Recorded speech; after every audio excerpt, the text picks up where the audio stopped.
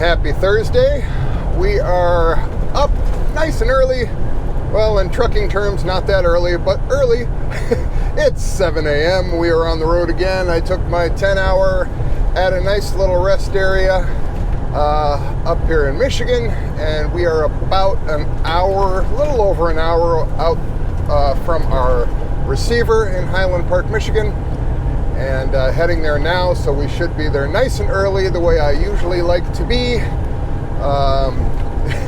That was part of my upbringing. When you're raised in a German family, on time is at least 15 minutes early. That's on time. Anything beyond that, you're late. So that's kind of part of my DNA. Anyway, sun is coming up, and it looks like it might just be an absolutely beautiful day, so I'm happy about that. And let's see about getting this stuff that's in the trailer out of the trailer and see where we go from there. So happy Thursday, everybody. Well, just experienced a really good example of why I always have two different GPSs running in this truck. Approaching the downtown Detroit metro area and on one of their freeways, and coming in on 96. And I've got one of my GPSs, the Garmin, telling me to get off at Davidson Avenue. And I have Trucker Path, the other GPS, telling me that I should get off at 94 East. Well, I'm trying to figure out which one should I actually follow, and then I also happen to glance up, which is also a lesson in why it's important to read every freaking sign that you see, and you have to watch for them, because I just see at the very last minute a sign flash above the lanes saying eastbound I-94 exit closed. Had I not seen that, and had I not been looking at both of these GPSs to decide which one to go to, I would have just gotten myself into a major pain in the butt, because I'm that close to downtown Detroit. So at the last minute, I would have been like, crap, I can't get off at 94 East. And guess where I would be heading? Right into downtown Detroit. So there you go, folks. Two GPSs. Pay attention to every single sign, especially in cities, because they're constantly doing construction and closing and opening exits and all of that good stuff. So watch this stuff like a hawk. You do not want to get stuck in a metro area with a semi-truck. Okay, we are here at our receiver, an ancient tiny little place in Highland Park, which is this particular area, very industrial, very historic, as you can see by the age of that building. And we are going to back up onto door 7. So I'll take you with me. Let's see here. Oh, this thing's going to be pretty good. This is pretty much a straight back. It's a small, tight little place, but if you pull in properly, like I did, all the way to the left as far as you can go, then you just got to swing around, and it's a straight back in. So, and that's another thing you start learning real quick when you're a new driver, or at least something you should be paying attention to learn real quick, is always think, 3 or 4 steps ahead. Oh, one of my door came loose. I gotta go fix that. Okay, yeah, uneven ground. As soon as I pulled around, the flexing of the trailer popped that door. So that happens. It's an older trailer. I don't particularly like the design of those trailer handles, the ones that kind of secure into the bottom rail of the trailer by this like turn socket ball kind of thing. Cool concept, cool idea, but as soon as you get any flex in the trailer, which trailers do flex, they pop, and I think it just popped again. But we'll see. Let's see if it flies open or not. It's looking like it's moving. If I go slow, maybe it'll just calm itself down. And just trying to push my back end towards that guy's truck and make him nervous, because this ground is very uneven. Okay, now I got my sight line before I started making this turn I'm doing, because it's blindside. And I'm watching that that concrete. It'll come straight again. I just want to make sure I don't smack this guy. I'm probably nowhere close, but I don't like it because I can't see it and my tandems aren't getting over quick enough. Okay, now I can see. Make sure, I just like to make sure I am not hitting anybody. You know, take your time, use common sense, try to visualize both sides of the trailer, where you want them, what distance you want from markings on the ground, like that gigantic seam in the concrete as a visual reference. And if you can't see and you're not sure, bring your tractor back around like I am and take a look and make sure you're not hitting anything. So now that I'm straight, I can see both sides. Now I know where I'm going. I know I need to cut more to the curbside, so I'm going to do that. And it still needs to come over a little more. And now I'm going to start recovering it back the other way. I'm looking at those docks at the bottom frame of the dock, which you can't see now, which is actually a good thing. That means I'm dead center on it. But that's another thing I looked at. I looked at the dock, I looked at the dock plate, see how it's configured, what shape is it, you know, how wide is it. You know, all of these things you want to try and notice and make a mental note, a picture in your head before you start backing up, because that helps you tremendously. Because once you get in the cab and you're looking at mirrors, you know, it's an entirely different view, but now you have a reference of what you're seeing. What you're seeing makes more sense because you paid close attention to it before you started. And I am on the door, finished and done. All good. We have landed. And we are all delivered. Oh, let me roll that up. Oh, you can see a cool building up there. I wonder what that is. I have to look that up. We are heading into apparently close to the downtown Detroit area. We are all empty and we have our next load. We are going to some milling facility in Ohio.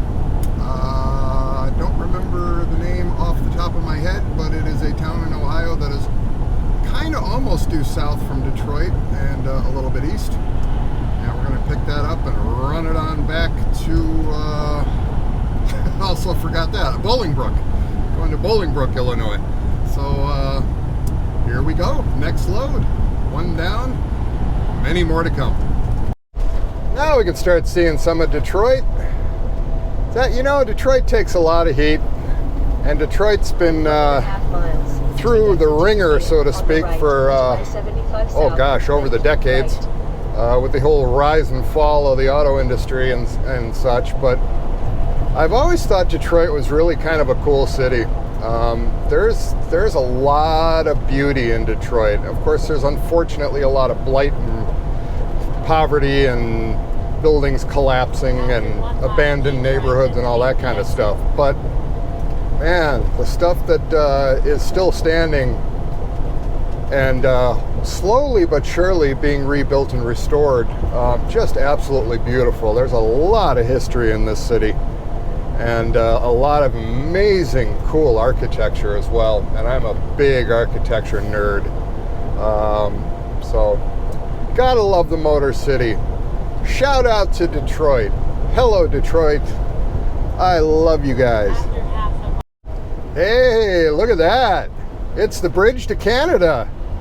How cool is that? Well, we have to go to Ohio, but I'm tempted, man. Should we take a right? Should we take a right and go to the bridge to Canada? That would be amazing. The Ambassador Bridge, everybody. Coming up on the left there after these concrete overpasses, that beautiful structure, iron structure, steel structure, I suppose. Even says at the top, Ambassador Bridge. There's your gateway to Canada, folks. Hello, Canada. How are you guys today? I was just sniffing your Timmy Hortons coffee from Grand Forks, North Dakota. It was wafting down. And I can smell it again. I'm thirsty, man. I want to go to Canada, get some Timmy Hortons coffee. That stuff's the bomb. Anyway, enough of my stupidity. Okay, quick quiz for all of you new drivers that might be watching. That trailer in front of us, I see 2 glaring DOT violations. What are they? Take a good look. Hopefully you can see it. 2 very obvious DOT violations on that trailer. Somebody didn't pre-trip, and if they did, hopefully they're on their way to a truck stop to get it rectified. Somebody let me know in the comments what's wrong with that trailer. And hello again, Ohio! We are leaving Michigan, entering Ohio, Ohio, Ohio. Television reference. Yes, the great state of Ohio. It is an absolutely beautiful state. From, what was it again? From Seneca to Cuyahoga Falls. Yes, Ohio. Song reference. Who's got it? Somebody's got it. Welcome to Ohio, everybody. Wow, check out that bridge coming up. Holy cow. That's some shiny steel over there. Oh, and it looks like we're driving over it. Oh, how cool. Oh my God. Anybody that watches my channel, you know how much of a bridge nerd I am. Oh, I'm in my glory. Oh my goodness, look at this thing. Holy Toledo. Get it? Toledo, get it? Holy Toledo. Man, look at that thing. Wow. Oh my God. Engineers are cool. Look at that. Now that is some seriously cool suspension work. Whoa. Damn. That's when engineers are rock stars, I'm telling you. That's amazing. All stainless steel, too. Wow. Talk about a statement item there for the city. Whoa. Beautiful. Couldn't miss that. Had to share it. Choo-choo. Damn train. Well, this is fun. I feel like I'm a train all of a sudden. Yeah, going into these older factories, boy, they can be really going into a different world. Hopefully I'm in the right place, but looks like there's plenty of room to turn around. If I'm not, just wash the truck. Damn it. Well, hopefully it's just gonna get dusty and there's no mud sinkholes. We'll see. So I'm gonna go find out if I'm in the right place. All right, so here's another fun one. We get to back up onto brand new docks, except they're located across the street. So we're gonna back up across the street. That's always fun. Make sure Mr. U-Haul doesn't back up, or you will have a unpleasant surprise.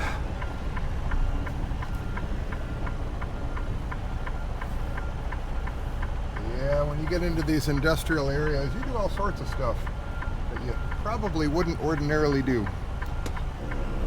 And now I've got traffic coming, so I need to get the hell out of their way. Straight back, straight back, straight back.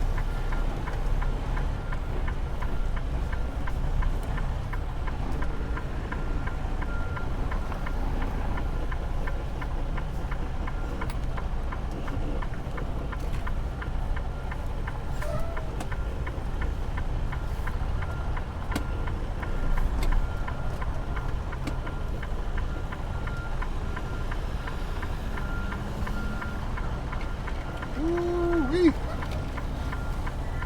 Yeah, that's tight. Thank you, fine folks. I'll just be disturbing your roadway just a tad longer. promise I'll be out of your way soon. Get the ass under my trailer over. And I still need the slide tandems. Oh, come on back now. That was too far.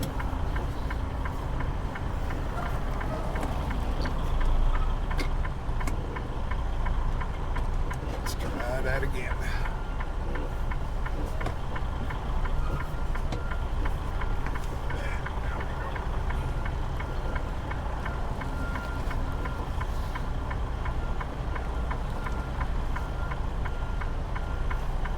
Yeah, buddy.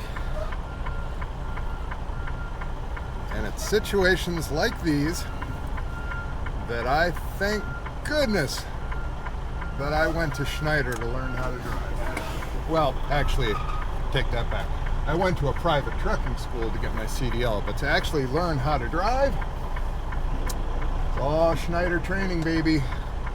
Once you got it in your head, and what they say, their term is Schneiderized, which I always got a kick out of. They teach you the right way to do shit. It sticks with you.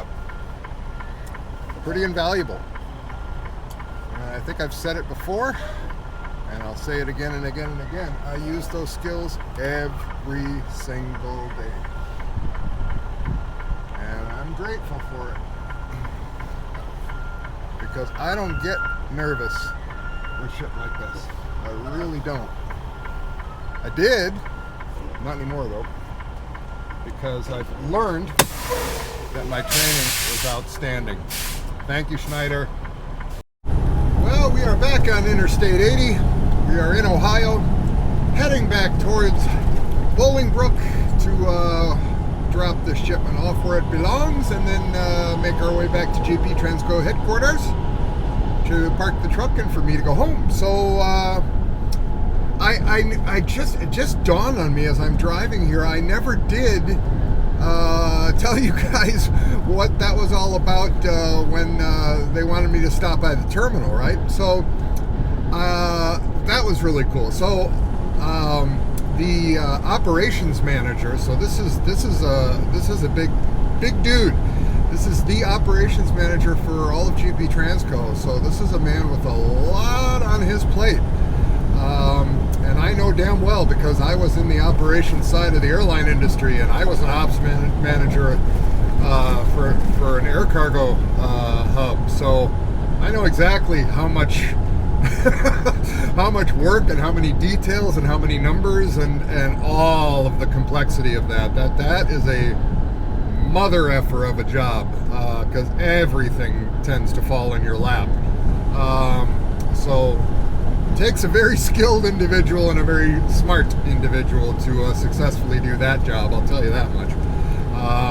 But I did get to meet him. I went in, super cool guy, just very matter of fact, very direct, no bullshit, just great. I mean, great guy. And he basically wanted to talk to me because, long story short, my having Thursday and Friday off, it's something the company wanted to do for me, but, and it's a big important but, the problem that they're having with it is that the nature of the cargo that they ship,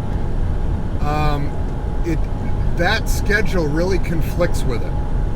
And the reason for that is because in dry van, almost all of the customers and freight that they deal with, it's Monday through Friday. And if there is anything over the weekend, it's usually something that you've picked up at the latter part of the week, and that you're still carrying and transporting over Saturday and Sunday to deliver on Monday. So very, very few of the shipments that they deal with begin for pickup on Sunday, or deliver on Thursday in Chicago. Usually those are Friday deliveries into Chicago or Monday deliveries into Chicago. So they were kind of collectively pulling their hair out with the curveball that I threw them. with my wanting to have the Thursday and Friday off. And and to their credit, they were trying to make it work. They were really, really trying to make it work. But to do it, it was costing me money, and it's costing them money, because it's not jiving with the flow of their business, with the pickup times and delivery times that most of their freight has during the week. So, and I could tell in his energy and in his presentation, he was very, very nice. He was very direct, but I could tell kind of in the back of his head that he was kind of like, God, I hope this doesn't, I hope this guy doesn't, dig his heels into the sand and insist that he has, keeps these days off, because I can't make it work, so like kind of mid-sentence at some point, I just said, you know what, if it doesn't work, it doesn't work. And that's okay. We try, and if it doesn't work, it doesn't work. So, and he was nice enough and open enough. I mean, he put everything on the screen for me. I mean, I was even seeing, how much GP Transco is making on the shipment. I mean, you tell me another trucking company where the operations manager is going to show you their back end net. I mean, come on. That does not happen. I mean, he was very open, very direct, very respectful, and talked to me like we were on the same level, same page. It's fantastic, right? So, bottom line is, I told him, look, if that is, I mean, number one, I appreciate everybody trying to make it work. Thank you for that, and I'm sorry to put everybody through the stress, but if it doesn't work, it doesn't work. So we'll make it Saturday, Sunday off. That's fine. And he seemed very relieved with that, of course, because they don't want to lose a driver, right?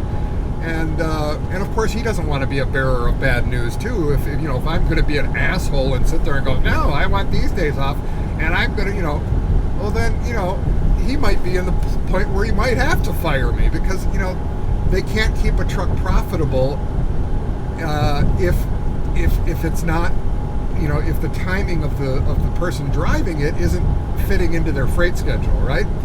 And I get that. I've been in logistics for decades. I understand it. I get it. It's not rocket science to me. It's like, as soon as he started talking about it, I already had it in my head that, okay, yeah, all right, well, it doesn't work. And I've kind of seen it for myself. A lot of the stress that I had in terms of getting back on Thursday, that wasn't entirely the fault of my dispatcher. It was just the fault of, that's just not how their freight works. So I was already seeing it, before we talked. So ended up being a really great conversation. My stress level was low, his stress level was low, and it was a very friendly, very professional, very good conversation. We arrived at the exact same conclusion, just using, common sense. And he had a very sincere desire to want to make sure that I'm making money as well, not just the company. And I appreciate that. So he did change my dispatcher. He said he thought he had another guy in mind that he thought would be a better match with me and my style and the way I drive and all of that, and that it might be just a better fit. He wants to try it. So I said, okay, I have nothing against my guy. He's super cool. But if that's something that you want to do, I'm not going to tell you no. I mean, he's the operations manager for the company. I mean, of course, whatever you want to try, hey, I'm game. I work for you, my friend. So let's do it. And so I have a new dispatcher. I just talked to him a few minutes ago. He called me for the first time. Super cool. Seems to know his shit. And we had a nice little chat. And yet another person I've met at GP Transco. Couldn't be nicer. Very professional. And I think it'll be great. So I am going to go home on Thursday, just because I do have an appointment on Friday that I have to hit, and they're fine with that. they're flexible. They want to make sure that the drivers, are able to still, do shit that they have going on in their life, and I appreciate that. That they have enough respect for their drivers to be a little flexible with that kind of stuff. So I will take the Friday off, but I'm going to start early on Monday morning with this new dispatcher, and I'm going to run Monday through Friday, and we'll see how that goes. And I think that'll go a lot better, again, based on what I've seen driving and what I've seen and heard in terms of dealing with dispatch.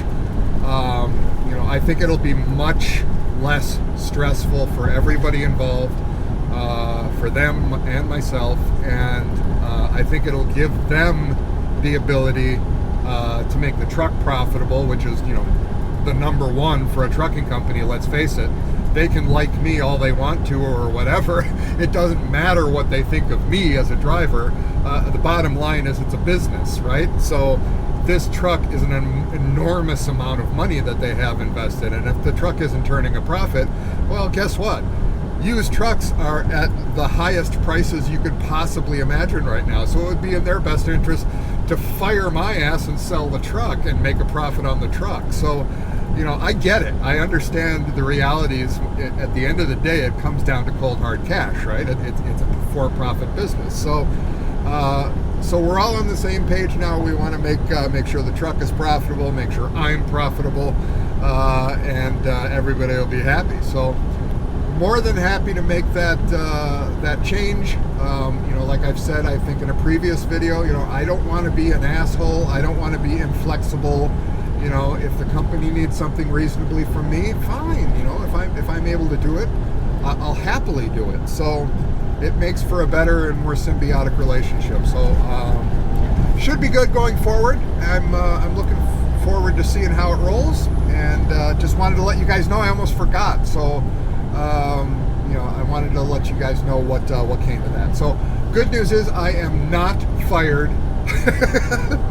And other good news is I got to meet yet another person at GP who's just great, and everybody's happy, so it should work out really well.